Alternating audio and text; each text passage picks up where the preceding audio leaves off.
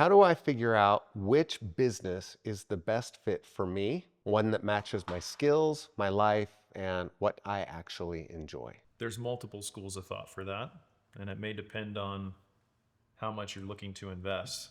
I know that our particular paths, yeah, you feeling nervous about that one? Yes. Our particular paths, Duncan, have been sort of test and see, right? We've had an idea, we've gone with it. Our first businesses were not um, overly successful, or the thing that we ended up doing primarily long term, but they did get us in the door to see a set of consumers and different opportunities. So that's one way. That works well for people who have not much to lose. And when you're starting small, I think when you're starting bigger, you got to have a lot more certainty in order to move forward because the risks are greater. And so I think the best way to figure that out is to start doing your research. My whole belief is that a lot of the anxiety that comes from people in this idea of small businesses, they just haven't invested enough time to get comfortable with what's right and what's not. So when I think about even the idea of buying a new home, do you remember back when you bought your first home? Mm-hmm.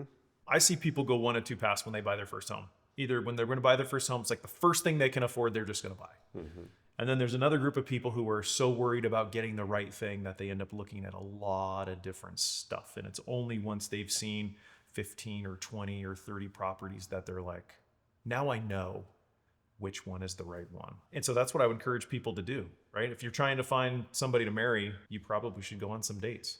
That might help you figure out what things are a good fit and what things are a bad fit. And, we deal with this all the time with people. And so we've built a number of assessments, a number of tools on our site that are designed to help people get a better head start, right? To take some of the things they know about what they're good at, what they enjoy, who they are as a person, where their skills lie, and help translate that on, hey, this is probably then the best direction for you. And then they can start working on that exploration and see, does it fit? What am I learning about the things that I feel drawn to versus the things that are repelling me? While you were sharing that, I thought of an EO member from Germany, and EO, Entrepreneurs Organization for our viewers. He was telling me about the 4 or 5 different businesses that he owns. And I was surprised to hear that not a single one had anything in common. They were all All different? vastly different. Yeah. Yeah. And I remember thinking, uh, shouldn't there be some sort of parallel, job skill set that could help with the other business? So I asked him about it, and he said uh, the whole reason why he got into business stemmed from a childhood experience. When he was like 17 years old, he was working in this factory, and he would watch the clock the entire time. He would, Sounds miserable. yes, totally miserable. And he could not wait until whatever it was, like 5 o'clock. And he would just watch the clock. And then as soon as it hit 5, he was out of there. And even at that young age, he vowed that he's going to own businesses where people want to come to work. So the actual So that was nature the of the alignment. business, yeah, it doesn't matter what it is, what product it is, what service. What's important to him, the game of business for him, is providing a place where people like to come to work. Yeah. And I was thinking, it doesn't always have to be a skill or that something that you're bringing from a previous journey. It could be the path of business itself, the game of business. Yeah. And I would also say that there is a learning curve to any business.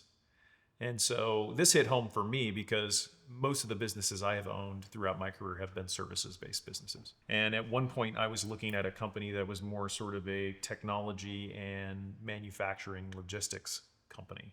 And I was really in love with the idea. I thought it was great. But as I was starting to build out the model and the business plan, it just became obvious to me, like there was going to be a giant learning curve of years and years and years for me to figure out all these model components. I felt like I could go into a service business, maybe with a different customer in a different industry, and be fine because a lot of the dynamics of how you hire and how you train, are going to kind of look the same. But manufacturing and logistics was very different and not something that I felt the same level of comfort with. So, Follow-up question. yeah. What do I do next? I made Because you cleared off your one tiny I little piece. cleared, yes, and I see you're a couple ahead of me. Yeah, and notice also, I decided to switch back to the other side.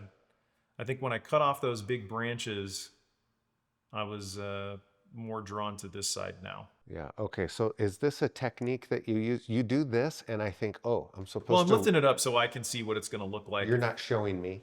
No, I'm not showing you. This is not for you, brother. Okay. So no, usually one of the things that you can do first that's easiest is just start clearing out some of the stuff on the base to kind of open it up. I think I have water in mine. Is that there for a reason? well, it's there to keep the plant alive. Turns out they need water. But I don't think you're going to spill it. It's not too much. So usually with a plant like that, what you're looking for is like 3 to 5 core clumps or components that you can sort of separate out. And there's something to the odd numbered piece of it. Okay. In fact, it's very common to have 3 when you look at sort of 3 clumps. So when you look at your big branches coming off of your main branch there, it might be good to select like, oh, I think this one, and this one will probably be good. I'm going to be designing mine a little bit different because mine's going to look more like a sort of canopy when this thing gets done that's cleared out underneath. So do you see the branches coming out of there? I do. Okay. Why don't you recommend one for me, or is that sacrilegious for I you? don't know. Let me see it. Well, I can already tell that this sort of has 3 natural parts, right? You have this part here, these couple branches that are coming off here. You got these couple branches coming off here, and then you've got this end section. So I think what I would do is look at how I create some separation between those 3, maybe even some different heights. Are we opening this up to getting trolled? Is somebody Oh, gonna? 100%. Somebody's going to tell us we're idiots when it comes to bonsai, and that's totally fine Okay. because this is our art. We can do it however we want. All right. That's right. Haters gonna hate. Haters going to hate. I mean, when you're putting stuff online, you better get used to it. I don't know. I feel like I'm almost done. You might be. So, okay. Before I go back to asking this question, my mom taught me how to trim roses, and I don't know if it was right, but she said, look for 5 leaves and then snip diagonally right above the 5 leaves. Huh. And so she created a process for me to follow. Yeah. I feel like I don't quite have a process. Is there something I can count? You went here, you said here, here, here. Yeah. I think for yours, I would look for 3 bunches. And then what I was taught is when you cut them, you always want to cut them at the base of a stem. So for example, if I see this one right here, Duncan, I want to cut it right at the base where it contributes to this other one. And that's how you cut off the growth piece. And what you're doing in bonsai is you're essentially cutting the paths you don't want to grow so that you're shaping where the growth is going to happen. Okay. I feel like there's a business analogy in there somewhere. Yeah, there's a life lesson there somewhere, right?